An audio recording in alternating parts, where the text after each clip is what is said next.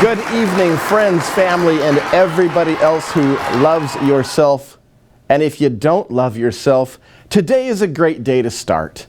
I'm Geoffrey Hill, your host, and today we're going to talk about a very, very important topic, and that's called positivity, hope, and growth in your life.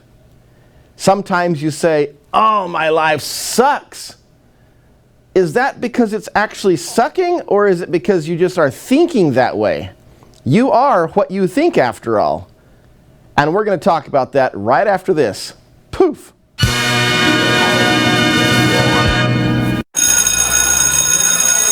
All right, guys. The quadratic formula. Let the fun begin. Who could tell me how the formula begins? X equals...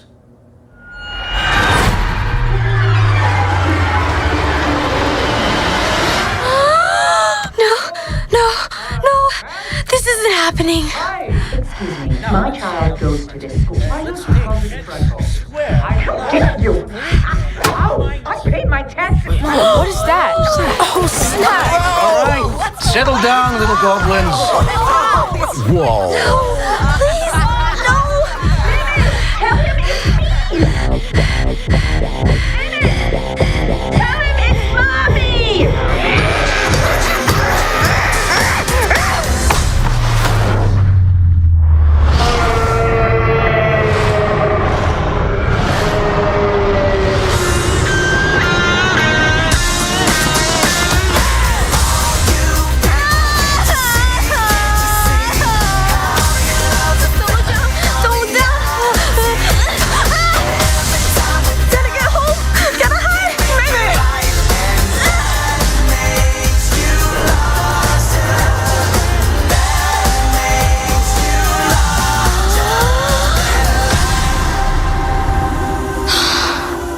Calm. Zen. Yes! No!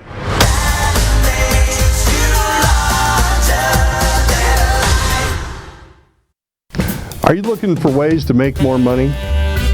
Are you good at sales? Do you have the drive and the ambition that it takes to get the job done? Well, then come join our team here at TVPBN. We offer great incentives. Work your own hours from wherever you want. Small town, big city, my favorite, the quiet island beach. It all works. Go to tvpbn.com today. Click on the link to become an affiliate. My name's Chris Mayberry, and I'm excited to be working with you.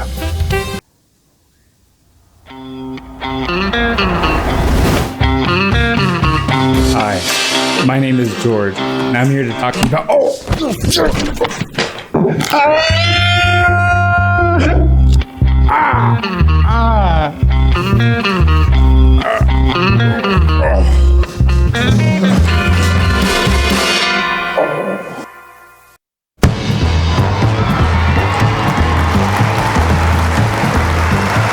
Folks at home, you are exactly what you think you are.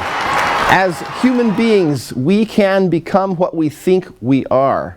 It all starts inside of yourself. And today, to talk to us about that is my friend Suzi Sung right here on the show. Welcome to the show, Suzi. I am so glad you're here. Hi. Thanks for having me. I'm glad to be here. Now, my notes say that you're in Scotland, which is why I recognize this accent. Yeah, Bonnie, Scotland, all the way from Stirling, where the Battle of Bannockburn happened, if anyone knows where that is. Well, I'm going to have to go look that up. My whole connection to Scotland is the movie with Mel Gibson. Yeah, William Braveheart, Wallace. I believe that was. That was an incredible film. So Sorry, on you go. No, so every human being goes through life, and we all hope to fall in love at some point with somebody, and inevitably we are going to be heartbroken. How did this happen to you? Because obviously you didn't just wake up one morning and say, I think I'll write a couple of books on this topic. You obviously have experience at this. Yes, unfortunately, I've had a lot of experience with it. I I wrote the first book, which was on positivity, hope, and growth. So that was a really great time for me, and things were going really well. And I met someone. Usual thing happens. You fall in love at the start. Things are great, and then it ended really suddenly and unexpectedly, and I was pretty heartbroken. And it inspired me to write another book, because what I realized is that, you know, through any journey, any goal that we're working towards, or even just trying to get out through the day, being more positive is always great. But when you're going through heartbreak, it's a lot harder to stay positive. So the Heartbreak book is all about helping you through that process, from the very beginning of the shock all the way through to you realizing that the relationship maybe wasn't right, to, you know, working on your own self-worth and self-belief, all the way through to dating again. So the books are there to really support that and guide people through. Because it's not always easy, and you're not always going to have amazing days. And basically, these are here to tell you it's okay to not have a good day. So what happened with this relationship? Give me a little background on this. We want to know who Suzi Sung really is. So it wasn't anything dramatic. It was pretty typical. Really, really liked a guy, thought he really liked me back. And then, you know, the whole I'm a commitment phobe kind of came into it, and then he kind of just ghosted me. I'm not going to lie, it was really, really tough. And I think a lot of people experience that now, where they meet someone and things go well for a while, and then rather than be upfront and be like, hey, this isn't working, or this is why, people just ghost, and you don't get that closure. And when you don't get that closure, it leaves you with a lot of questions of doubt, questions of, did I do something wrong, or, you know, was it me? That's always a really big one. So how long were you with this person? Was not very long, to be fair. To what extent did your relationship develop? Were you like on the verge of getting married, or had he said, hey, will you be my girlfriend, or what was the deal? So this one wasn't as big as that. With the book that I wrote, it is probably more of an accumulation of a lot of different heartbreaks. There's been quite a few, like I've said at the beginning, and this was probably more like the last straw, you know, the straw that broke the camel's back, in the sense that I had just had enough of being heartbroken and having no real way besides relationships. Heartbreak in terms of just being unhappy with where I was in my life. You know, heartbreak is one part of an emotional thing that we have to go through, but it could be something as simple as just, you know, not being where you want to be in life, not being where you expected, especially as you get to my age. I'm 34 this year, or 35, I can never remember my age. After 30, it doesn't matter. But there's a lot of, you know, friends that are settling down and having kids, and, you know, it got to the point where I wasn't there yet, and it was a heartbreaking time. It was a heartbreaking thing to go through, and a lot of people go through that. So yeah, you're 34 years old, looking at your friends and saying, I want to have a family. I want to be just like them. I want to have that family life, those kids around, the babies, the whole thing. And then it just fell apart on you. Yeah, I guess I wasn't looking at them saying I want it as much as why don't I have it? So I think it was when you go in deeper, it wasn't really about having those things. It was actually more about inner fulfillment. So I wasn't happy with. So you question your own existence, and you think something's wrong with me. Yeah, I think there's a lot of social pressure these days when it comes to settling down, especially growing up in an Asian family. You know, that's one of the main things is, why don't you have a husband yet? Aren't you getting on a bit? And you know what? Some people don't have everything like that come as easy to them. And sometimes it's because we've got more to do. So I wouldn't say it's a case of, you know, everyone has to be with somebody. If that's what you want, great. But when you find that true fulfillment and you're happy with what you're doing and you're happy with yourself, I think everything else begins to fall into place more. So I realized at that point when I was writing this book that I still had a lot more work to do within myself, dealing with my own insecurities, my own abandonment issues, not feeling good enough. All these things all add up, and they can actually influence people you date. the experiences you have. So yeah, it's a lot deeper than just I want a family and I want a husband or whatever. It's actually more I want to feel like I have a purpose in life, and I want to feel like I'm helping make a difference in the world. Interesting. The purpose in life topic is something that goes along religious lines. I'm actually not very religious. I think for me it's just more about finding something that makes you feel that passion. It's different for everybody. Some people are great at sales because they love that, that feeling of selling, of, hitting their targets or providing something that people want. For others, it could be, cutting their hair and giving them the style they want. Some people it's fashion. Everybody's got their own passions, and I was lacking that because I didn't know who I was.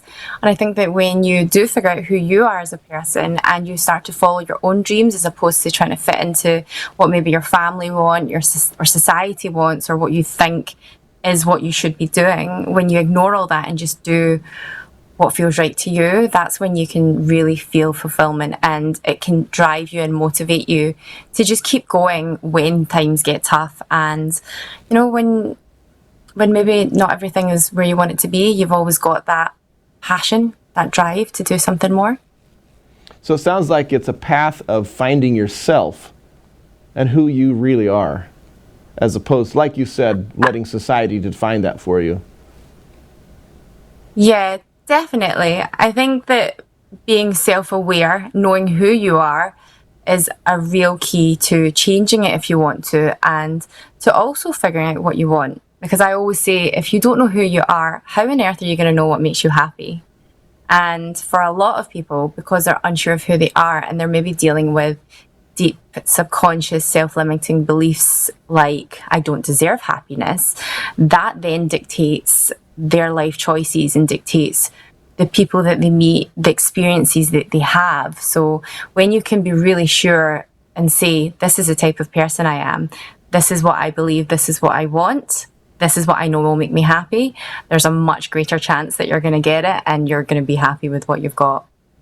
I have heard people say that so many times. They say, oh, I'm not deserving of this, or I don't deserve that, or this. And frequently when they say they're not deserving, they're referring to something very positive in their life, as if to say that they're not good enough to receive this blessing.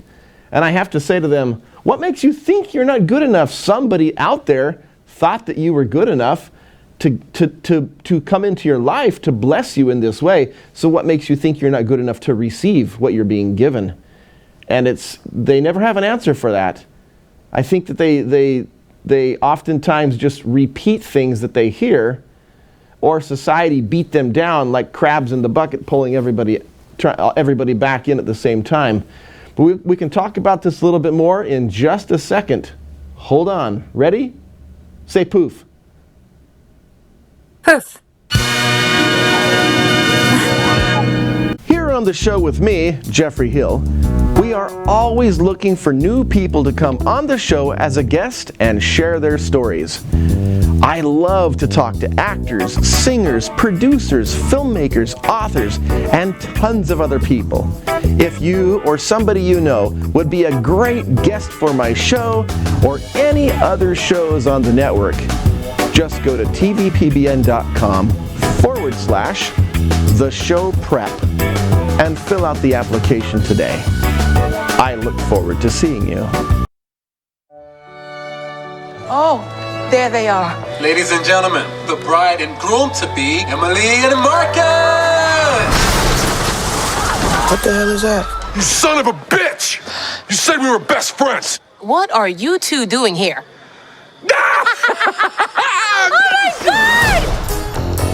Excuse me, this is a private event. Oh, it's cool. We know the bride and groom.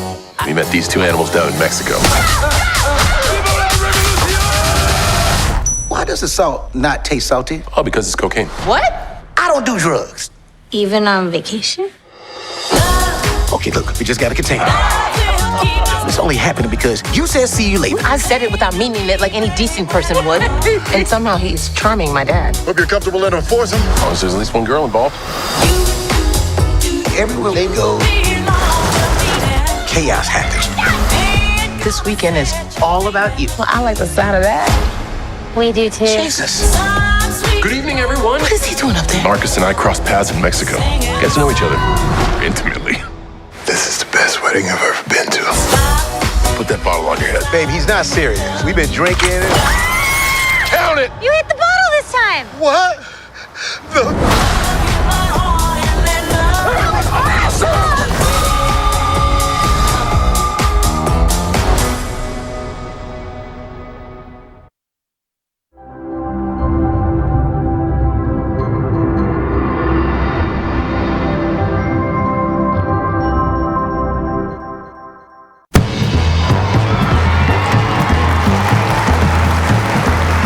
Welcome back. My guest is Suzi Sung, and she is a very gorgeous woman who has gone through, well, based on what she said, countless heartbreaks. Not just one.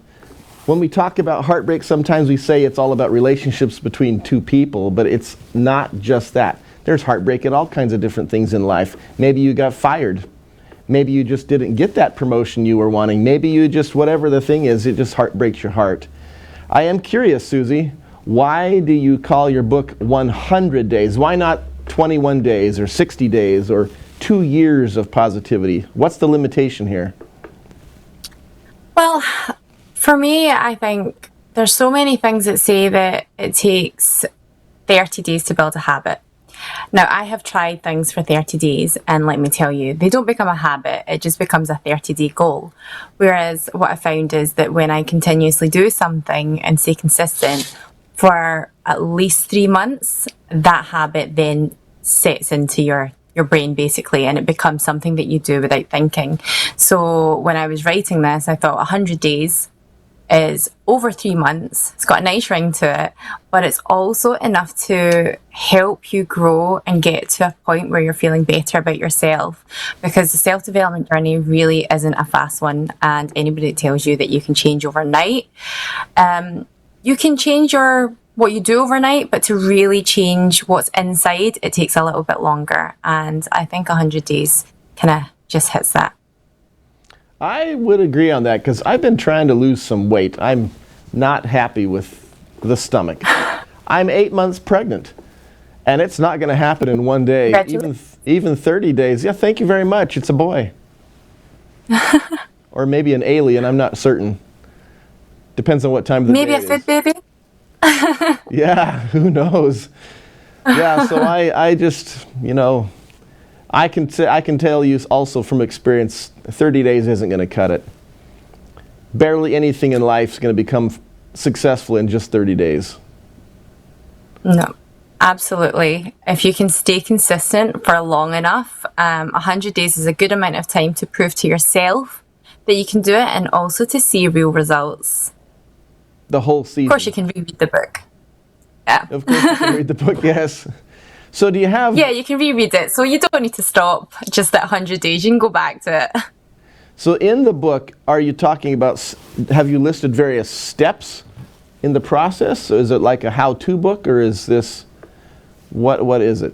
No, so this book is basically, I'll tell you the reason I wrote it actually. This might make it a bit clearer. Okay. So when I was going through a tough time, I'd already been on this self-development journey and discovering who I was and really working on my own mindset and then becoming more positive. And there was just one day where I had a really tough day after a long run of feeling really, really good. And I remember feeling really down about myself and really disappointed that I had fallen off the bandwagon, so to speak. I was again in this really low emotional state. And at the time, I tried to look for things to cheer me up, to make me feel better. I looked at Instagram posts of, short quotes, but I just wasn't feeling like I was getting enough information from them. And then I tried reading self-help books and positivity books, but I just found that the chapters were so long, and I was in one of those states where I just had no concentration, that I couldn't really read a full chapter to get to the point or get to that kind of comforting stage of it.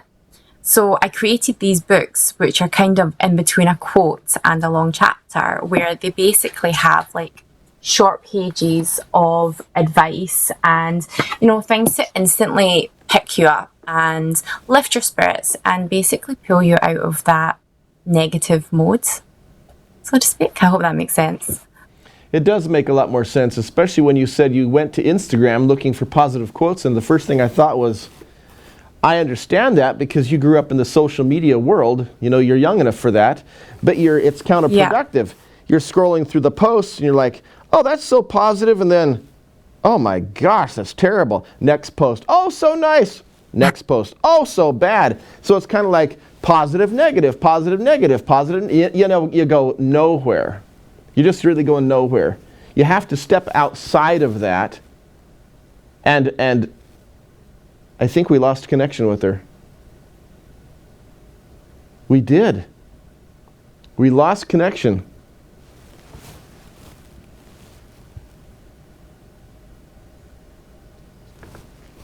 Dang, because I was going to have her read some stuff after I mentioned that.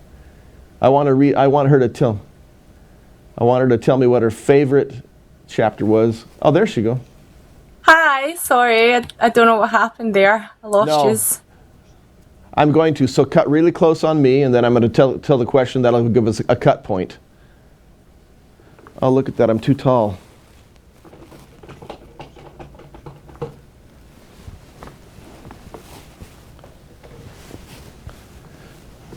Yeah, it's... Yeah, when it gets too low, then it's too uncomfortable. Okay, where was I at? I was on...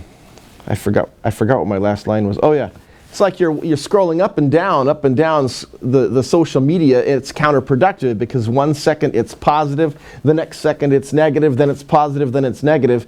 How can you possibly expect to get better when you're feeding that stuff into your head simultaneously, up, down, up, down, up, down, up, down?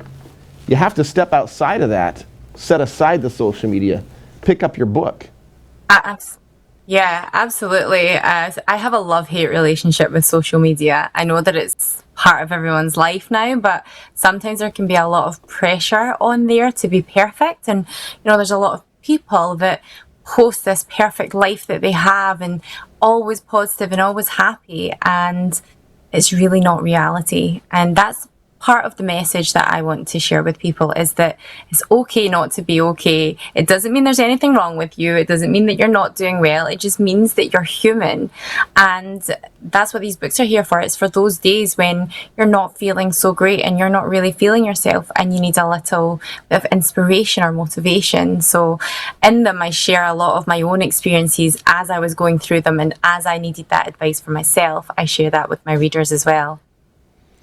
That sounds incredibly beautiful. I want to know, out of both of those books, which chapter is your personal favorite? And then I want you to read something from it. Oh, okay. Let me just grab one and find. There's quite a few, so let me just quickly scroll to one. Which one strikes you as your absolute favorite? Okay, so I have one here that is the one that I thought of, and it's in the 100 Days of Healing from Heartbreak book. And I wrote this at a point when I was feeling really empowered, and, you know, I'd gotten to a really good point in my life where I was no longer devastatedly heartbroken and no longer feeling really negative and feeling down on myself as if I couldn't do it. So yeah, I was feeling really great. And it's basically a quote that says, "Yeah, I have high standards. What's your point?" So it says, "I used to think that I couldn't be kind and compassionate as well as bold and badass. My kindness knew no boundaries, and I'd end up lowering my standards as a result. Have you ever felt like you couldn't speak about something because you didn't want to seem too demanding, even though you weren't happy in a situation? This is partly because whenever women try to voice their feelings, they have been labelled with terms such as crazy, too opinionated, too demanding, or too clingy. It's made us afraid to say how we really feel, causing us to suffer in silence just to keep the peace. Don't let anyone mistake your kindness for weakness. Standing up for yourself and asking for your needs to be met does not mean you're being difficult, high maintenance, or bitch. It means you respect yourself enough to fight for what you want and strong enough to dismiss what you don't. Don't ever lower your standards for anyone, because you'll never be satisfied. Just because we should all practice more kindness, it doesn't mean we can't be confident and empowering too. You can be both, so don't be afraid to let your inner badass out when it's called for. As you're reading that from a man perspective, I sit in a lot of meetings, and when I was younger, I would attend the meeting, and I would have these thoughts come, and then I was afraid to say something at the meeting because I thought that it's not my place, or nobody wants to hear from me, or wow, if I say this, they're going to think that I'm stupid. I had all those thoughts come to mind. And one day I said to myself, I can't think that any longer. This is personally destructive to me. Whether they like my thoughts or not, I have the right to share them. I have value as a human being, and maybe somebody will learn from my simple thoughts. So I started sharing my thoughts. And much to my surprise, after the meetings, people will frequently walk up and say, I really appreciate you saying that. I was thinking that, but I was afraid to say something. And I realized they're suffering from the same exact ailment. The fear, that whatever fear is, it was astounding. Absolutely, I love that. It's so true, and this quote really embodies that, being true to yourself and just being who you are. You know, instead of pleasing other people, you're just true to you. And like you said, in these board meetings, when you spoke up, you actually resonated with other people and connected with them. And I'm pretty sure you felt really good after it as well, because you were being true to what you felt and voicing your own opinion. So yeah, I think when you can get to that stage, it's a really empowering, really, really great feeling to have. Yes, I had to discover for myself that it was my opinion. It doesn't matter if it's right or wrong, because it's an opinion. And just because somebody on the other side of the table doesn't like it, doesn't mean that I shouldn't share my opinion. And I got that off my chest. I was able to share that opinion, share that thought, and then I'm no longer weighed down by that, as opposed to not sharing it, then walking out of the meeting and grumbling, complaining that no one cares, no one listens. Well, how could they even care or listen if you didn't say anything? How would they even know? Yeah. The fact that you said nothing is the implication that you agree, because you were so silent. They will automatically think you agree because you just didn't speak up. And it becomes a behavior that defeats your own purpose, whatever your purpose is. It's a self-defeating behavior. We'll be right back. I have more questions right after this. Poof.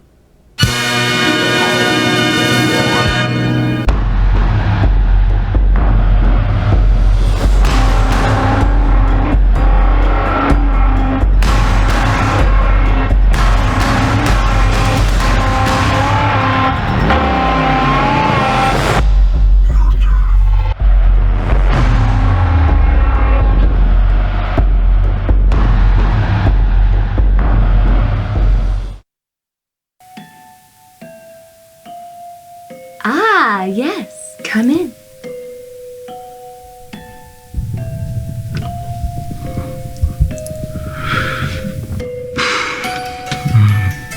So I have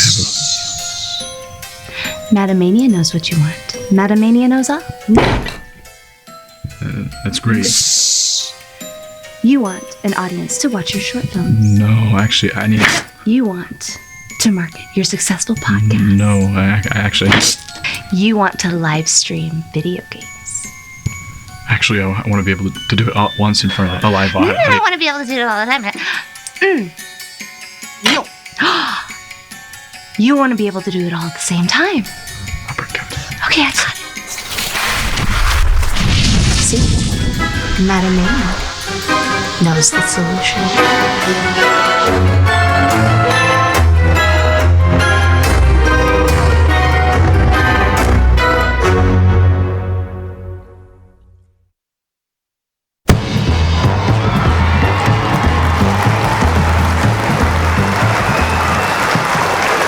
So now, as the author of these books, do you ever find yourself falling backwards into the same destructive thinking that you had before? Honestly, no. What I will say is that there were maybe times when I would jump back for like moments, but I'm at a point now where I'm mentally strong enough that I can pull myself out of them. So, no, luckily I have not hit that rock bottom again. It's just up, up, up from here. That is really, really good to know. So your next plan, now that you've got these first 2 books out, where are you taking this? So I have a third book coming out, which I will just share with you. It's not out yet, and it's an affirmations book. So it's all about affirming positive affirmations to yourself. A lot of us, like you were saying earlier, we always say, I can't do this, or I don't deserve that. And that self-limiting belief within us is always playing. So this affirmations book is 100 days of affirmations that are more positive, that are uplifting, that are for motivation, for feeling great about yourself, and just for having that energy to go and do what you want and start your day off on a positive note. So that's the third one. But I'm currently working on the fourth one, which is all about consistency. So that is really the key to everything, if you ask me. And part of what these books help to do is to keep you consistent, keep you consistently working towards a goal, consistently staying positive, consistently being mindful.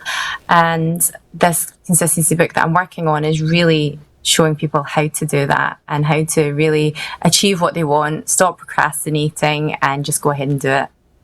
I have to agree 100%, because how many times do people go out at the first of the year, right after New Year's Eve, and they go get themselves a gym membership, and 30 days later, that's it? That's it? Yep. How can you expect to achieve anything when you only gave yourself 30 days? And even in business, when you sit down and you plan a business out, you say, here's my 1-day plan, here's my 1-week plan, here's my 1-month plan. But business leaders will say, you need a 5-year plan. And you need to continue doing this for the next 5 years. What's your 5-year plan? Not 5 minutes. If you start something and just give it the 5-minute whirl, you just wasted your money.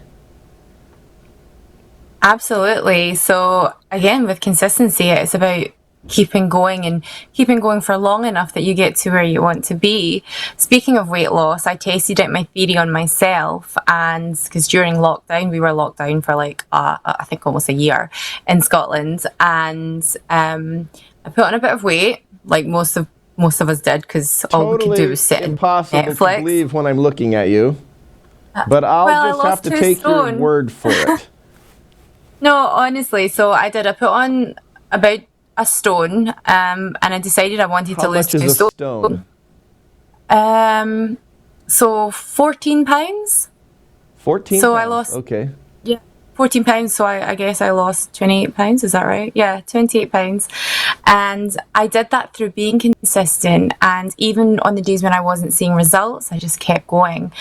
And that's really what it's about. Consistency isn't about being on it every day, being on a diet every day, being happy every day. It's about being what you want for a long enough period of time that you then become that thing that you want. And most people give up way before they get any results, and they think it's because it doesn't work, but it's just because they haven't kept going long enough. And that's one of the biggest reasons why people fail is because they stopped trying, not because they weren't capable. So overall, what do you want your readers to gain from reading your books? I want them to be able to continue going with whatever it is they want. Everybody's got different goals, whether you have big business goals, or whether it's weight loss goals, mindset goals, or even just something as simple as being a tidier person or getting your life admin done. Whatever it is, there's always ways that, you know, you can be better at it, or, you know, being consistent is going to help you be more organized. So what I do here with these books is help you to stay in a good mindset so that you keep going. Because whenever we get emotional setbacks, that's when it's really easy to give up on everything and just kind of fall into a hole of, you know, depression, unhappiness, and just feeling like you can't do anything. And that's when people give up, is when you hit that roadblock mentally, emotionally, even physically, and you don't know how to come out of it. These books are there to help you come out of that, or to help you stay a bit more positive so that you don't fall deep into that dark hole. So as you read your book, because it says 100 days, I'm guessing that means that you could take your book, divide it into 100 chapters or 100 little segments, so that instead of, when people think about reading a book, a lot of people groan because they're like, I hate reading. I don't have 45 minutes every day. I don't have 3 hours. And they assume that means that they need to sit down for 3 hours per day and read this book. How much time or whatever per day would you recommend people read your book? So with this book, what's great about it is you can literally just open it up, flip to a page, and be like, hey, this is what I need for the day. It's as simple as that, and it has one page. So what I find a lot of readers who have reached out to me have said is that they incorporate into their morning routine. So when they wake up in the morning, they will do their affirmations, or they will do their meditation, and then they will read a chapter from this book to uplift them and get them ready for the day. So it's not long. You're not going to be sitting there reading for hours. You can read it all if you want in one day, if that's really what you want to do. But the advice that's given in it is short and sweet and to the point. So you get that instant comfort, that instant pick me up, as opposed to I have to read this, right? What are they trying to say here? This is just for those moments, those moments when you're not feeling good. Hopefully, you maybe only come back to it whenever you're feeling a bit low. But it's basically there. It's like that friend that you have that you don't need to wake up at 4 a.m. You can just pick up this book and have a read and be like, oh, she's been through this. And that makes me feel better. I'm off to bed again. I really like that. I frequently wake up with bad dreams in the middle of the night. These nightmares. I don't know what triggers this, but it just occurred to me. If I wake up from some nightmare, I will frequently grab my phone, try to distract myself, so I don't keep thinking about it, so I can go back to sleep. Why not pick up this book, take the 2 minutes that it takes to read one page, if you're a slow reader, or 1 minute if you're a fast reader, and completely change what you were thinking about, and then go back to sleep. So where can we find your books? So they are the 100 Days of Positivity, Hope and Growth, which is the first one. That is available on Amazon, but it's also available on Walmart and Barnes & Noble, and in the UK, Waterstones as well. And with the second one, the 100 Days from Heartbreak, that one is solely available on Amazon, but I believe it's all the Amazons across the world. Excellent. Well then, folks at home, you better go look at Amazon, pick this up if you're looking to make a change in your life. I know from personal experience that you have to be consistent, and often we make that excuse to ourselves, it takes so long to read this, or it takes so long to read that. But Suzi has laid her book out in such a manner that you can just take 1 minute, and if you can't invest 1 minute into yourself, you need more than just a book. I want all of you to know I'm Geoffrey Hill, and I love all of you.